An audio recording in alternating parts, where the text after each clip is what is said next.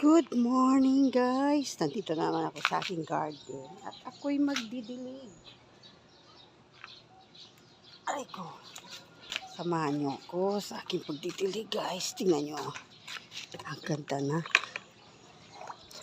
Nagbulaklak na siya ulit. Wow! Ang ganda. Nagbulaklak na guys. Tingnan nyo guys. Nagpo-bloom na sila ulit. Ganito talagang gusto ng ng bougainvillea summer. Talagang lumalabas talaga yung yung bulaklak niya. Pero kailangan diligan mo rin araw-araw. Yan, maliliit pa. Maliliit pa yung iba.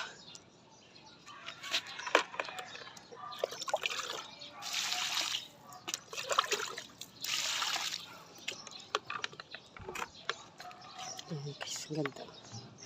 Ang dami. Ang dami yung bulaklak, oh. Wow! Kakatuwa. Ito lang nagpapasaya ng umaga ko.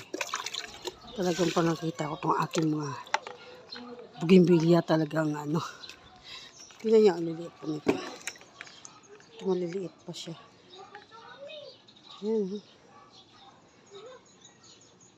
Nakakatuwa kahit sa puno guys. Mayroong bulaklak, oh. Nasa puno na yan. Ayan. Nakakatuwa.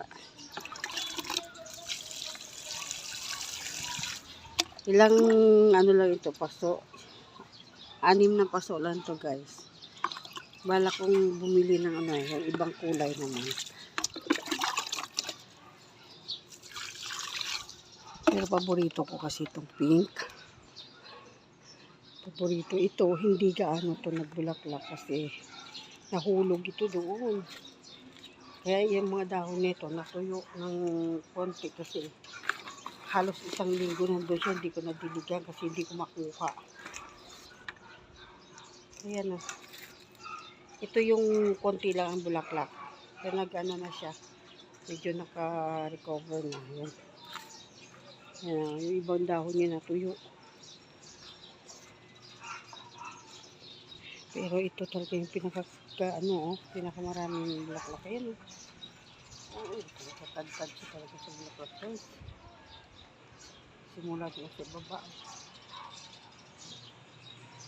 Simula sa baba. Hanggang dito sa taas. Talagang dami bulaklak. Ayan. Okay, tapusin ko muna ito bibili guys ha.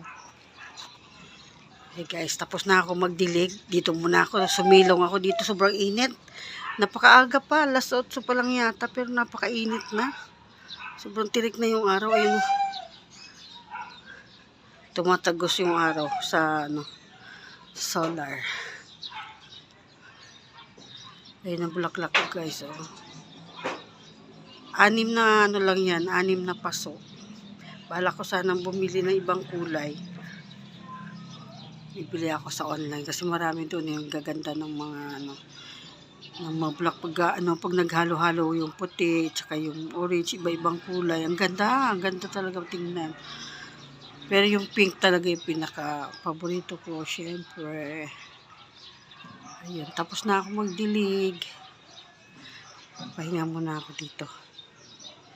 Ito yung in-install na aking darling. Ito.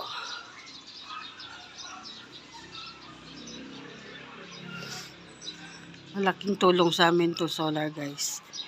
Dati ang bill namin inaabot ng 6. Ang pinakamataas namin 6.1.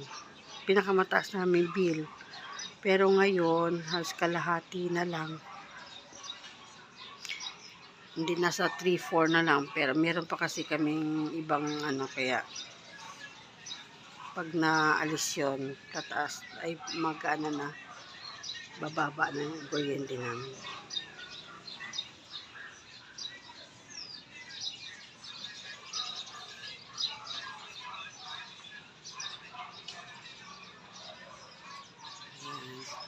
Okay pala dito, pwede nang tambayan ng mga aso ko dito. May may bubong na. Ito yung pinakabubong. Hindi naman pala mainit pag dito ko sa ilalim.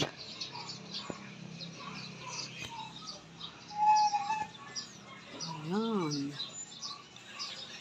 At yun lang guys. Thank you nga pala sa suporta nyo. Sa ngayon, yung anak ko yung nagre-reply sa inyo minsan. Nagdodot-dot siya ng mabilis sa live ay sa Premiere. Hindi ko kasi siya na-orient na wag masyadong mabilis kasi na-spam ang comments kasi nakapokus ako sa ibang ngayon.